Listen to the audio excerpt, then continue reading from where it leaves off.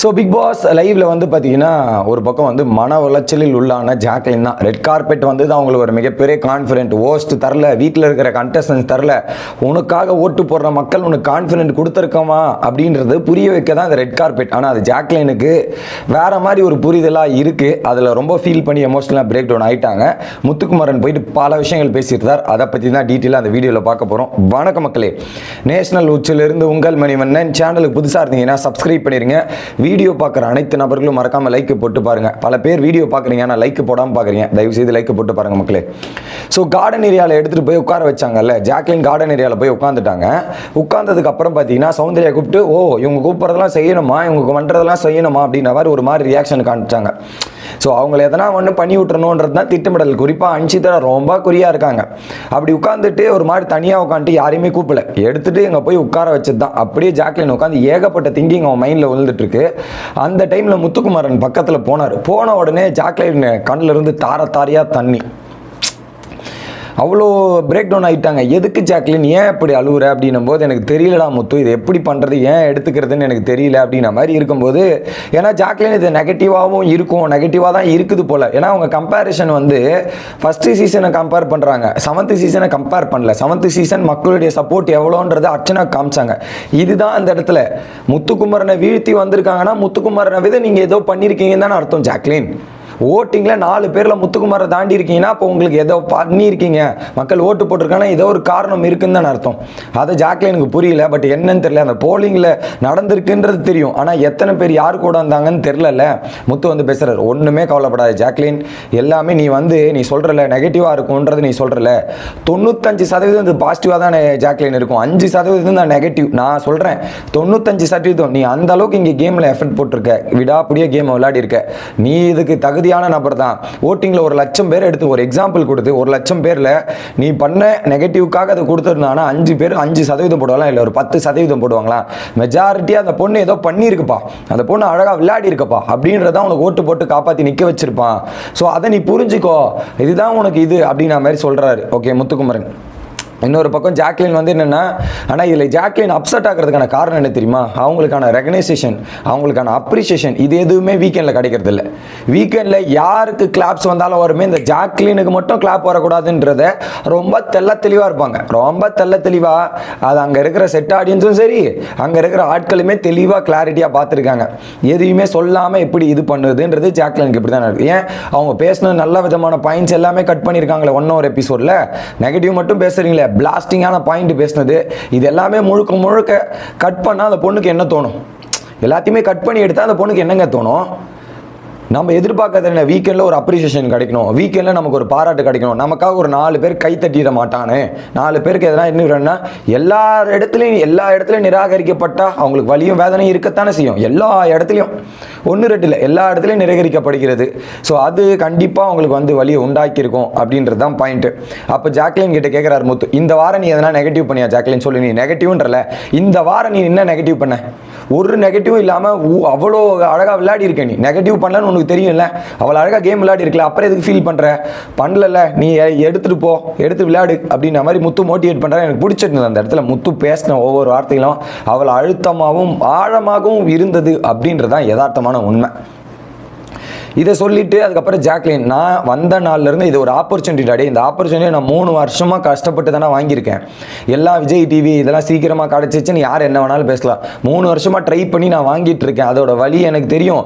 இந்த ஆப்பர்ச்சுனிட்டி எவ்வளோ பெரிய ஆப்பர்ச்சுனிட்டி தெரியும். வந்த நாள்லேருந்து டில் டேட் என்னோட உழைப்பை போட்டிருக்கேன். அதை நெகட்டிவ் பற்றி யோசிக்கல, பாசிட்டிவ் பற்றி யோசிக்கல. நாள் உரிமையிலிருந்து நான் உரிமை, என் ஓட்டு என் உரிமைன்னு கேட்டேன். அதுக்கப்புறம் அந்த கேர்ள்ஸ் டீமுக்கு ஏதோ ஒன்று என்னால் அவங்களுக்கு இதுவாகுதுன்னு நான் போய் சேர்ந்து அது வரையும் இவ்வளோ தூரம் ட்ராவல் பண்ணி வந்திருக்கேன்டா முத்து, அந்த அளவுக்கு நான் வந்து இருக்கேன். பட் எனக்கு என்னன்னா, எல்லா இடத்துலையும் வந்து என்னை போட்டு குத்துறான், எல்லா இடத்துலையும் டக்கு நான் இது பண்ணிக்கிட்டே இருக்காங்க. சொல்லிக்கிட்டே இருக்கும்போது எனக்கு என்னடா பண்ணுறது, ஒரு மாதிரி ஃபீல் ஆகுதுடா, ஒரு மாதிரி வருத்தமாக இருக்குடா அப்படிங்கிற மாதிரி பிரேக் டவுன் ஆகிட்டு எமோஷனலாக பிரேக் டவுன் ஆகிட்டு ஆகிருக்காங்க. ஓகே, உடனே முத்துக்குமரன் பேசினார், இங்கே பார் ஜாக்லின், இதெல்லாம் நடக்க தான், வாழ்க்கைன்றது எல்லாமே கலந்த கலவை தான் ஜாக்லின். இவ்வளோ அடிகளை தாண்டி நீ நின்று இருக்கல, அதுதான் நீ. ஒரு பாயிண்ட்ல நான் சொல்கிறேனே, என்னை விட நீ ஏதோ ஒன்று பண்ணியிருக்க போல, என்னை விட நீ ஏதோ ஒன்று பண்ணியிருந்தால் தான் நீ இவ்வளோ தூரம் வந்திருக்க. நான் உன்னை ஒரு நல்ல காம்படிட்டராக பார்க்குறேன், எனக்கு ஆப்போசிட்டாக பார்க்குறேன்ற மாதிரி சொல்லிடுறாரு.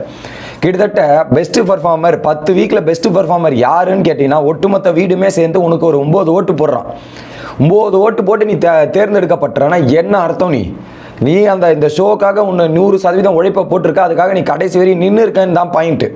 அதை நீ அக்செப்ட் பண்ணுறல, இதையும் அக்செப்ட் பண்ணிக்கோ, அவ்வளோதான். இதை எடுத்துக்கிட்டு இறங்கி ஆடு ஜாக்லின், ஃபீல் பண்ணாத வரி பண்ணாத. இப்போது நீ அப்படி இல்லையா, உடனே ஜாக்லின் சொல்கிறாங்க நான் என்ன மாற்றுறது ஏது பண்ணுறதுன்னு தெரிலடா அப்படின்ற மாதிரி சொல்கிறாங்க. எதுவுமே மாற்ற தேவையில்ல, நீயா தானே இருந்த, நீயா தானே கேம் விளையாட, அப்புறம் எதுக்கு மாற்றணும்? உண்மையாக தான் இந்த கேமுக்கு நீ உண்மையாக விளையாடியா ஜாக்லின்? உண்மையாக விளையாடல. இதை பற்றின ஒரு துளி சந்தேகமும் வேண்டாம், யோசிக்க வேண்டாம், நீ இறங்கி விளையாடு, அவ்வளோதான் சொல்ல முடியும் என்னால். இதுவும் ஆட்டம். இப்போது இந்த ரெட் கார்பெட் வந்திருக்கா, அந்த ரெட் கார்பெட்டை வச்சு உன்னால் என்ன பண்ண முடியும்னு காட்டு, அவ்வளோதான் நீ சொல்லுவேன் அப்படின்ற மாதிரி சொல்கிறாரு. உடனே ஜாக்லின் கேட்குறாங்க, டேய் இந்த ஓட்டிங் நீ சொல்கிறலடா, ஓட்டிங் பாசிட்டிவ்காக மட்டும் இருக்காடா, நெகட்டிவ்காகவும் ஓட்டிங் இருக்குடா அப்படின்ற மாதிரி சொல்கிறாரு. எனக்கு தெரிஞ்சு ஜாக்லின் உனக்காக 11 வாரம் ஒன்று யாருக்குமே கிடைக்காத ஒரு விஷயம் உனக்கு கிடைச்சிருக்கு. 10 வாரம் நாமினேஷனை சந்திச்சிருக்க, 11 வாரம் நாமினேஷன் சந்திச்சிருக்க. 11 வாரம் நாமினேஷன் சந்திச்சு இந்த வீட்டில் இருக்கிறானா நீ ஏதோ இந்த ஷோக்கு உண்மையாக இருந்திருக்க. இந்த ஷோவில் முக்கியமான கண்டஸ்டன்ஸ் நீ அப்படின்றதான் பாயிண்ட்டை நீ புரிஞ்சுக்கணும். முக்கியமான ஒரு நபராக இருக்கிறதால தான் நீ வீட்டுக்குள்ளே இருக்க, நீ ஏதோ இந்த ஷோக்கு பண்ணியிருக்க. ஸோ கஷ்டம் இல்லை ஜாக்லின், உனக்காக ஓட்டு போடுறான்ல, 11 வாரம் அந்த பொண்ணுக்காக ஓட்டு போட்டு காப்பாற்றிட்டு இருக்கான்ல, அவங்கள பார்க்கணும் நீ, அவங்களுக்காக நீ இருக்கணும், நீ அவங்களுக்காக பண்ணணும் நீன்ற மாதிரி அந்த சென்டென்சன்ஸ் இருக்குல்ல 11 வாரம், அதெல்லாம் வேற மாதிரி இருந்துச்சு. அந்த இடத்துல நான் முத்துக்குமார் மேலே ரொம்ப இம்ப்ரெஸ் ஆகிட்டேன். அந்த ஒரு பாயிண்டில் வெறித்தனம் முத்து இப்படி தான் இருக்கணும் அப்படின்றது தான் தோணுச்சு. ஸோ அந்த இடத்துல ஜாக் பல இடத்துல நீ போய் பல பேருக்கு ஆறுதலாக இருந்திருக்க, உனக்கு அந்த இடத்துல முத்துக்குமார் ஆறுதல் பண்ணது இட் வாஸ் பியூட்டிஃபுல் மூமெண்ட் அப்படின்றது தான் சொல்ல தோணுச்சு. ஸோ இதுதான் நீ உங்களுக்காக யாரும் இல்லாத நினைக்காத ஜாக், உங்களுக்காக நாங்கள் இருக்கோம் அப்படின்ற மாதிரி வெளியே உங்களுடைய ஃபேன்ஸ் எல்லாம் ஓட்டு போட்டு உங்களை காப்பாற்றி இவ்வளோ தூரம் வச்சுருக்காங்க. அதை நீங்கள் சந்தோஷமாக எடுத்துக்கணும் அப்படின்றது தான் பாயிண்ட். அதை எடுத்துக்கிட்டு நீங்கள் விளையாட ஆரம்பிங்க அப்படின்றது தான் சொல்கிறாரு. அதுக்கு அடுத்தது தீபகம் வந்து சொல்கிறார், இந்த பாரு ஜாக்லின் இப்போ உங்ககிட்ட கிடச்சிருக்கு, நீ இதை வச்சு என்ன பண்ணணும் ஏது பண்ணணும்னு யோசி, இந்த ரெட் கார்பெட்டை வச்சு நீ என்ன பண்ணணும்னு தெரியும் யோசி, சைலண்ட்டாக போய் ஒதுங்கி உட்கார்றது இல்லை அப்படின்ற மாதிரி தீபகம் சொல்கிறாரு. ஜாக்லினும் இப்போ நெகட்டிவாக கொடுத்தானே என்ன பண்ணுவேன், அப்படியே சைலண்ட்டாக போய் உட்காந்துடாத, அடுத்து என்ன இறங்கி பண்ணுமோ பண்ணுன்ற மாதிரி சொல்லிட்டு ஸோ கான்ஃபிடென்ட் அழுதுட்டு இருந்த ஜாக்லின் கம்ப்ளீட்டாக பிரேக் டவுன் ஆன ஜாக்லினுக்கு ஒரு கான்ஃபிடென்ட் கொடுத்தது ஒரு பக்கம் வந்து தீபக் அண்ட் முத்துக்குமரன். அதில் முத்துக்குமரன் ஹெவியாக கொடுத்தாரு அப்படின்றதான். அதுக்கப்புறம் ஜாக்லின் வந்து ரயானை கூப்பிட்டு ரெட் கார்பெட்டில் நடந்து போனோம் அப்படின்ற மாதிரி ரயான் வந்து அந்த ரெட் கார்பெட்டை மாற்றி நடந்துட்டு போயிட்டு இப்போ என்ன நடக்குதுன்னா லைவில் ஜாக்லின் தானே அதில் யார் என்ன பண்ணோம், ஜாக்லின் தான் முடிவு பண்ணோம். ரெட் கார்பெட்டோட வேறு யாராவது கூப்பிட்டு போகலாமா, வேறு யாரும் எடுத்துகிட்டு போகலாமான்ற சுச்சுவேஷன்லாம் நடந்துச்சு. இப்போ என்ன பண்ணுறாங்க ஜாக்லின் ரெட் கார்பெட்டில் வந்து விஜய் விஷாலும் ஜாக்லினும் சேர்ந்து நடந்து போகலாம் அப்படின்ற மாதிரி பிளான் பண்ணி 2 பேரும் ரெட் கார்பெட்டில் மாற்றி சேர்ந்து நடந்துட்டு இருக்காங்க. அதுக்கு வந்து ரெட் கம்பளம் விரித்து கொண்டு இருப்பவர் வந்து பார்த்திங்கன்னா ரயான் அவர்கள் அப்படின்றது தான். ஸோ இன்ட்ரெஸ்டிங்காக பண்ணணுன்றதுக்காக ஸோ தனக்கு கிடைத்த ஒரு விஷயத்தை அவங்க கேப்டனுக்கும் பகிர்ந்துக்கலாம், கேப்டனுக்கும் கொடுக்கலான்ற மாதிரி அதை பகிர்ந்து ஏதோ ஒன்று பண்ணிட்டு போகிறாங்க அப்படின்றது பார்க்க முடியுது. ஆனால் விஜய் விஷால் வந்து பார்த்திங்கன்னா நான் ரெட் கார்பெட்டில் காலை வைக்க மாட்டேன், நான் நடந்து தான் போவேன்ற மாதிரி இப்போ லைவில் பண்ணிட்டு இருக்கார். ஸோ தற்போதைய லைவ் நிலவரம் இதுதான். ஸோ அடுத்த வீடியோவில் வந்து சந்திக்கிறேன். Bye guys.